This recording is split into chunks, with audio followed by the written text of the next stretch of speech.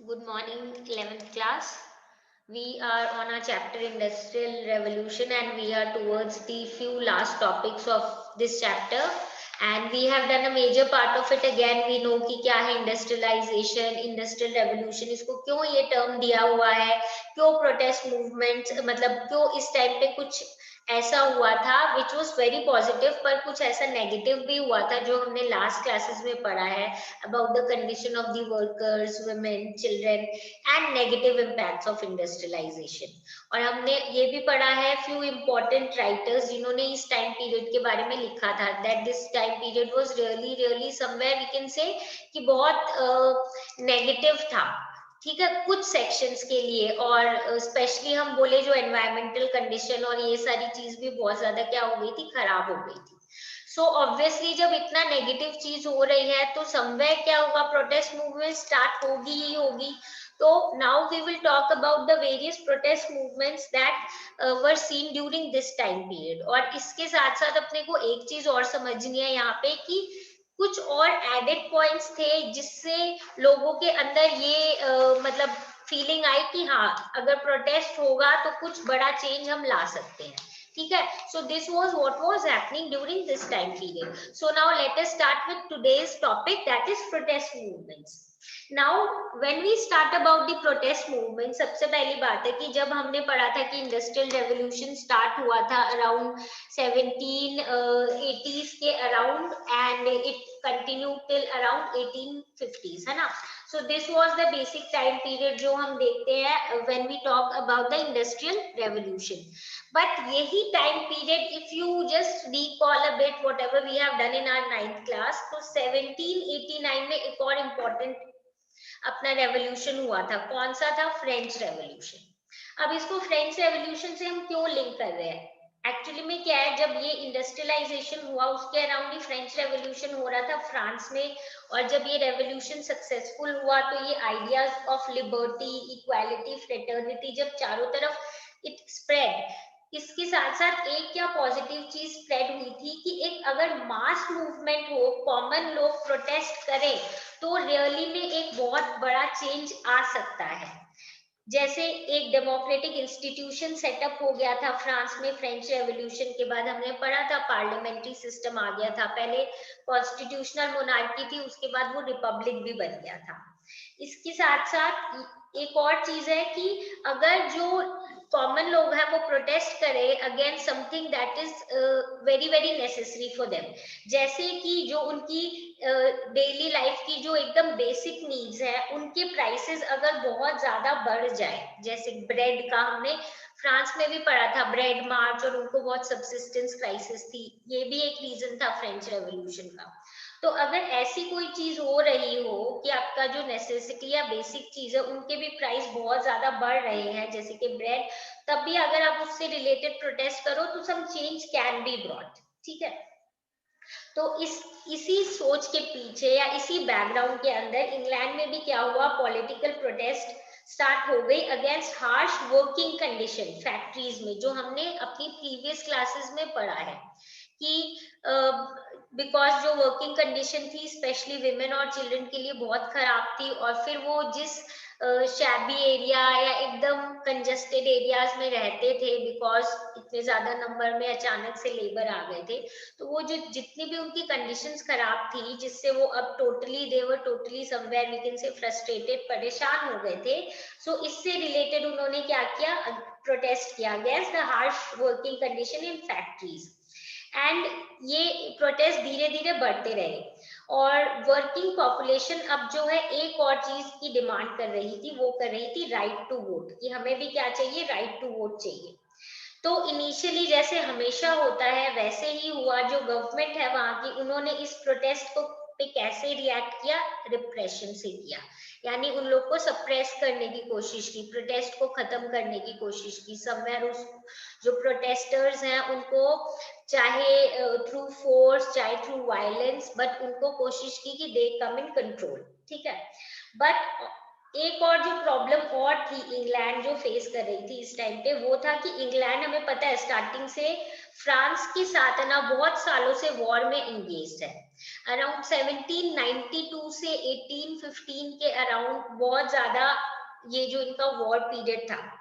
अब जब भी वॉर होता है तो ट्रेड क्या हो जाता है, डिसरप्ट हो जाता है, यानी ट्रेड जो है वो स्मूथली नहीं हो पाता, क्योंकि बेसिकली इंग्लैंड और यूरोप में जब हो रहा है तो ऑलमोस्ट पूरे यूरोप जो है वो बीच में इसमें ब्लॉकेज जैसे आ जाएगी, लड़ाई हो रही है तो ठीक से ट्रेड नहीं हो पाएगा।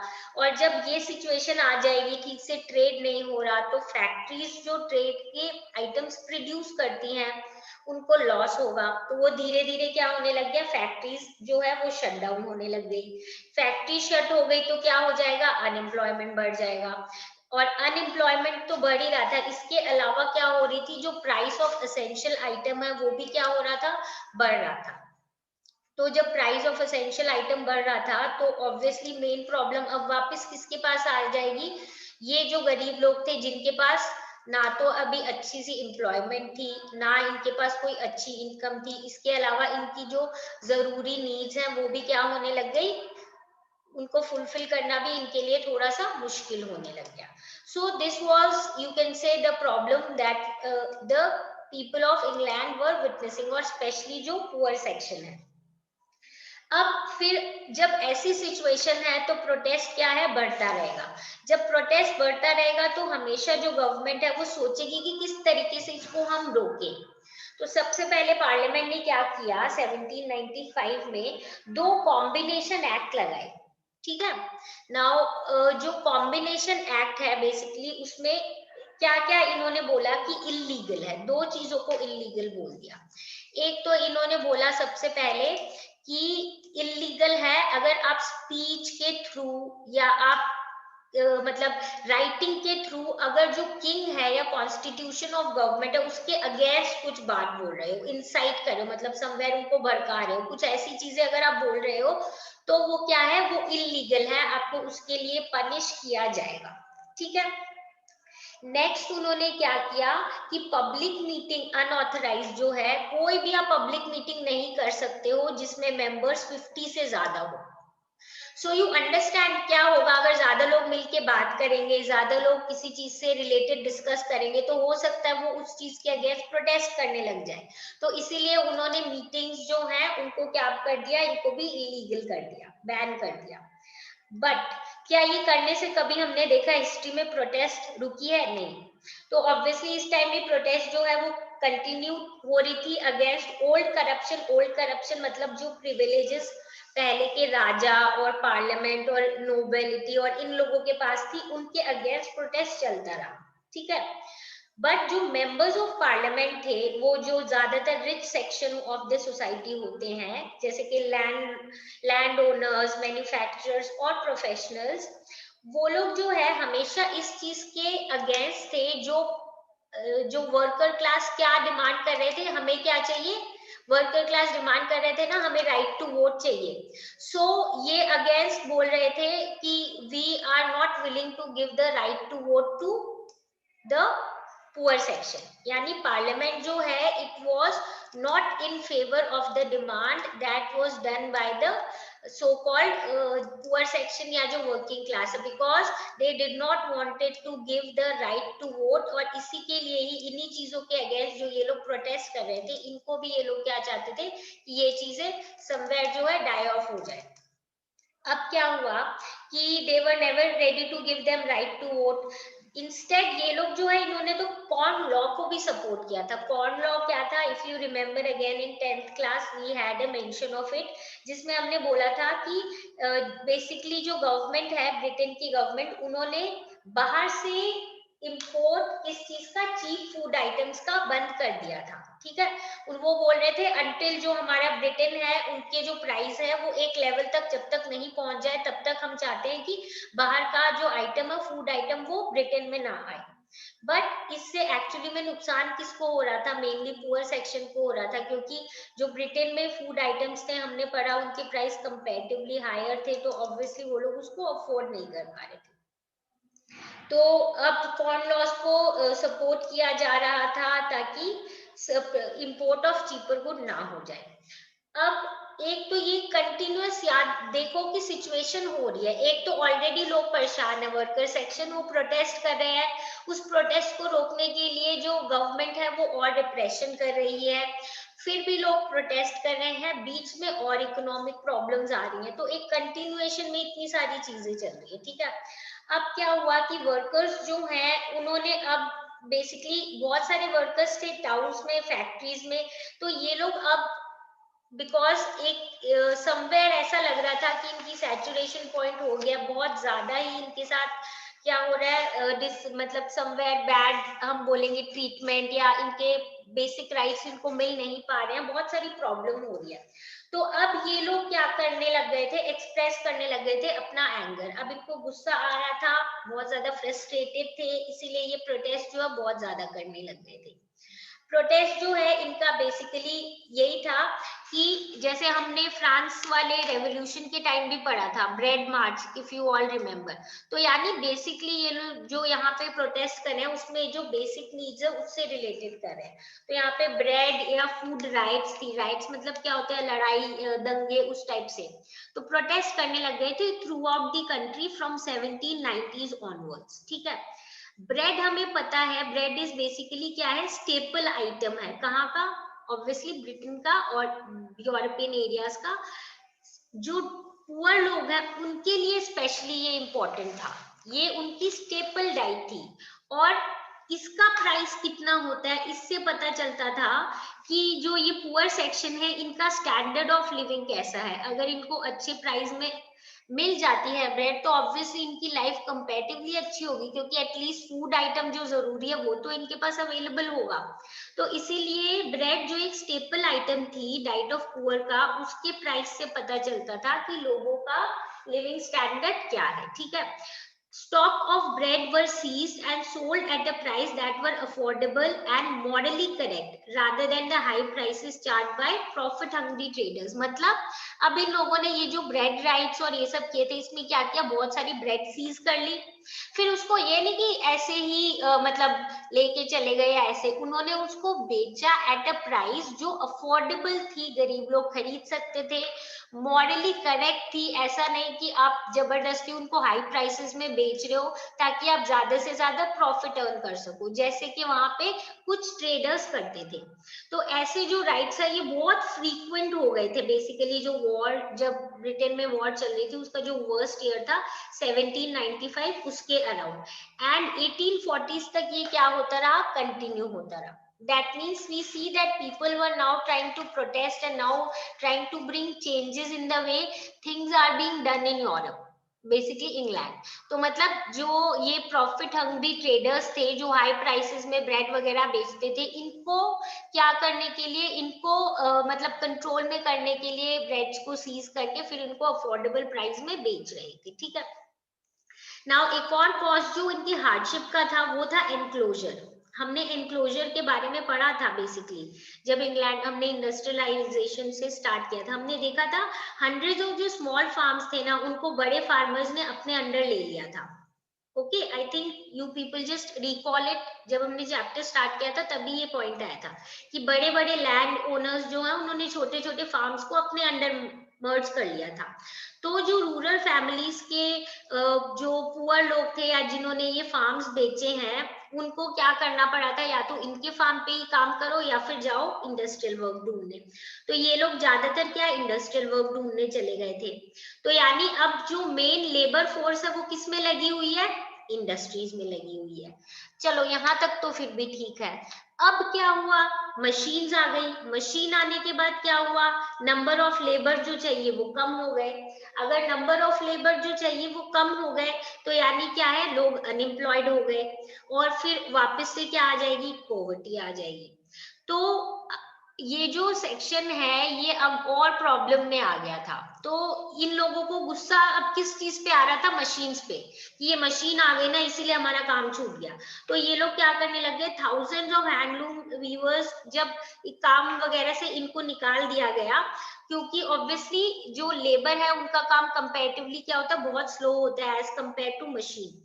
तो जो वीवर्स है they somehow blamed the machines for it, we will see in the later part कि वो मशीन्स वगैरह को डिस्ट्रॉय करने लग गए थे। बट उससे पहले अराउंड 1790s में इन्होंने क्या किया था, इन्होंने डिमांड की थी कि हमें एक चाहिए लीगल मिनिमम वेज, कि हमें कम से कम इतनी वेज तो मिले for the work that we are doing, ठीक है, जो कि पार्लियामेंट ने मना कर दिया। तो फिर इन लोगों ने क्या किया, ये लोग स्ट्राइक पे चले गए कि हम काम नहीं करेंगे। तो इनको जबरदस्ती फोर्सफुली वहां से क्या कर दिया गया था, हटा दिया गया था। सो यू अंडरस्टैंड कि क्या हुआ, पहले तो अपने गांव से एनक्लोजर्स के कारण ये लोग शहर में आ गए for working in industry. Industry में काम कर रहे थे, इंडस्ट्री में अब काम धीरे धीरे कम हो गया। क्यों कम हो गया, क्योंकि अब मशीन्स आ गई थी। तो मशीन्स आ गई, एक तो कम काम, ऊपर से वेजेस भी कम हो गए। तो इन्होंने बोला हमें कम से कम लीगल मिनिमम वेज इतनी तो चाहिए ही चाहिए।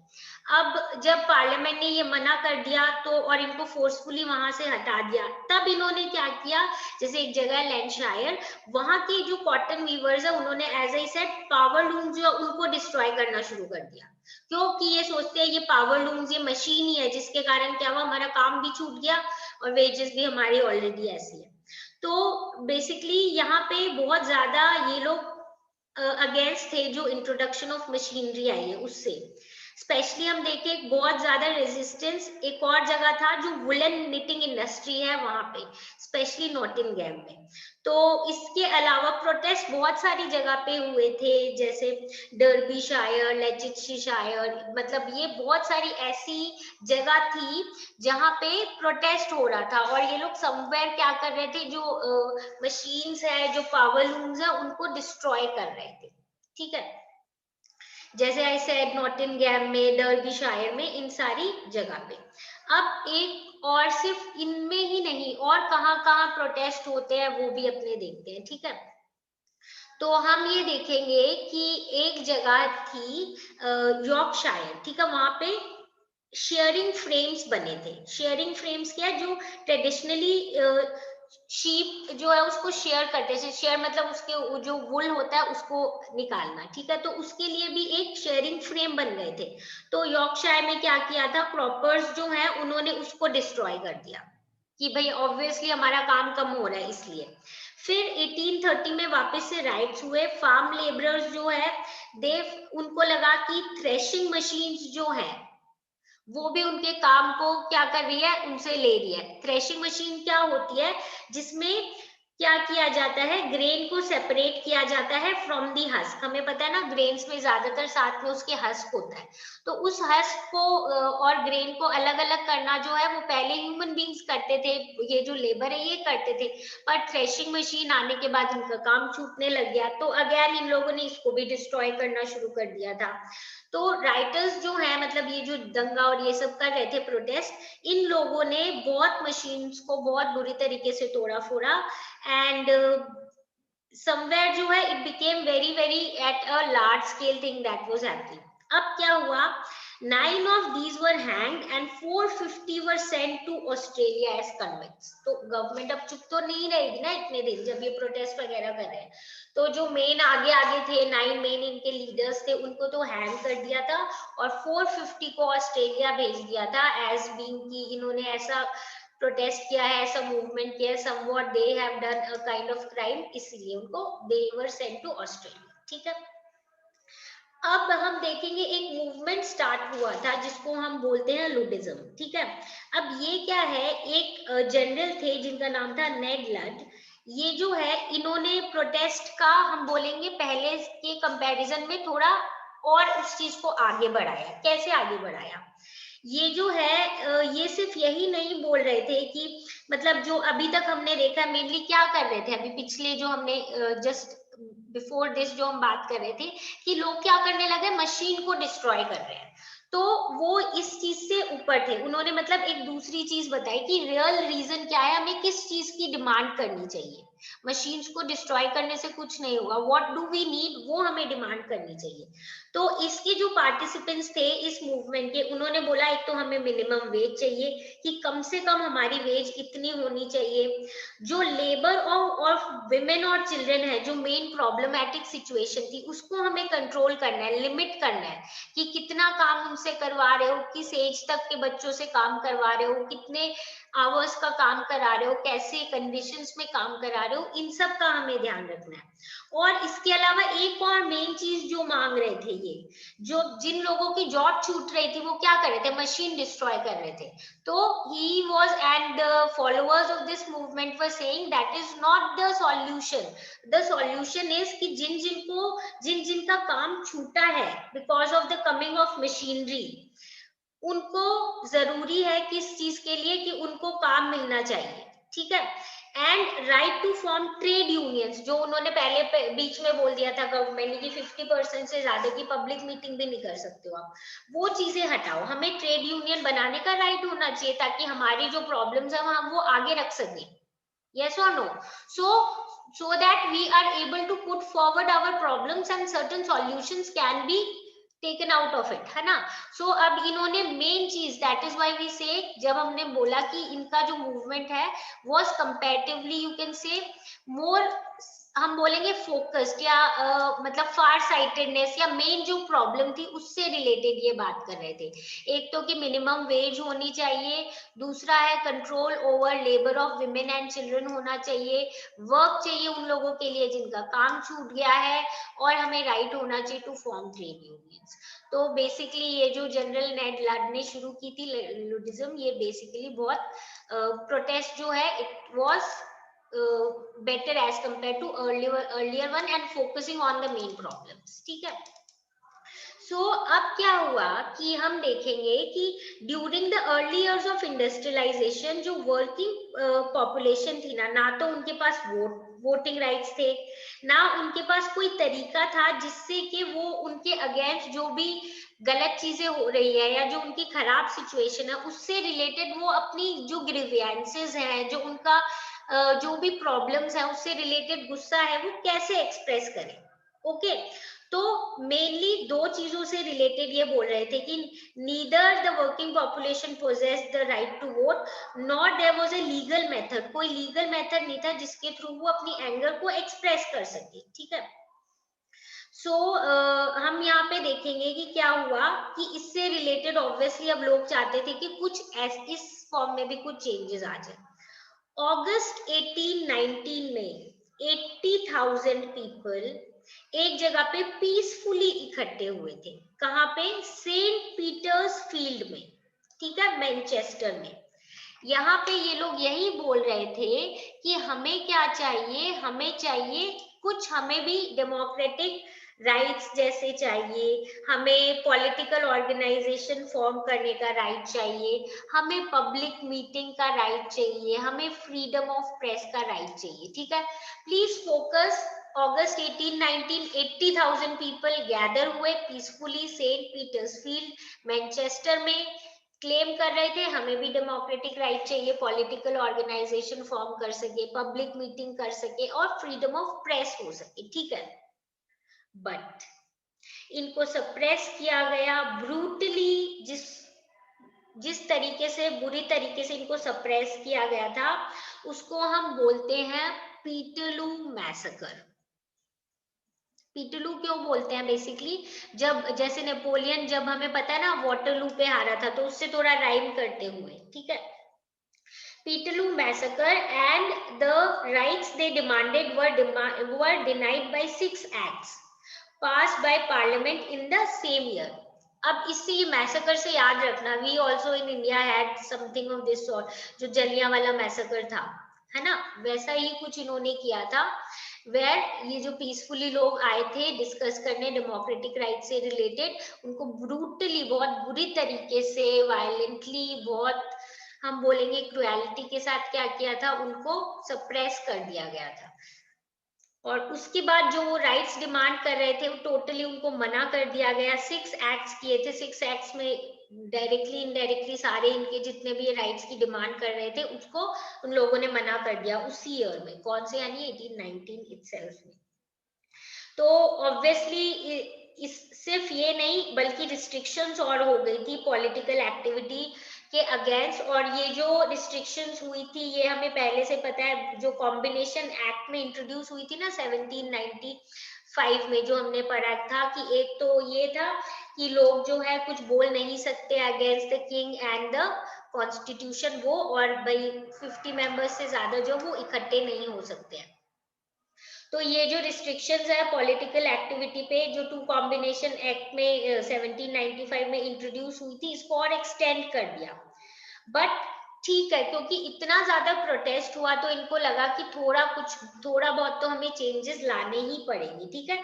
तो थोड़े बहुत गेन्स थे, थोड़े बहुत चेंजेस थे। वो क्या था, पीटरलू के बाद अब था कि इन्होंने बोला कि एक हाउस ऑफ कॉमन्स होना चाहिए थोड़ा, जिसमें रिप्रेजेंटेशन भी होनी चाहिए, यानी इनके कोई लोग होने चाहिए जो इनको रिप्रेजेंट कर रहे हैं, ताकि मतलब एक तरीके से एक लीगल या रिकॉग्नाइज पॉलिटिकल ऑर्गेनाइजेशन हो जाए, ठीक है।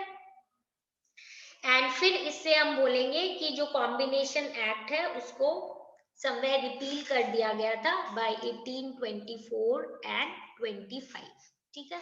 यानी जो कॉम्बिनेशन एक्ट है उसको समवेयर हटा दिया गया था, ठीक है, इन 1824 एंड 1825 के अराउंड। यानी थोड़े से जो गेन्स है वो हो गए थे। तो with this we actually are able to complete our topic on protest movements, and अब हम in our next class what will we will do two topics, one of them is very small। उसमें क्या है कि ये जब हम बात करें ऐसे तो continuation में होना चाहिए, but because the time is just about to be अपनी क्लास का टाइम ओवर होने वाला है, इसलिए हम ये पढ़ेंगे जब इतना प्रोटेस्ट हुआ है तो इससे रिलेटेड क्या होगा। ऑब्वियसली कुछ ना कुछ रिफॉर्म तो होंगे ही।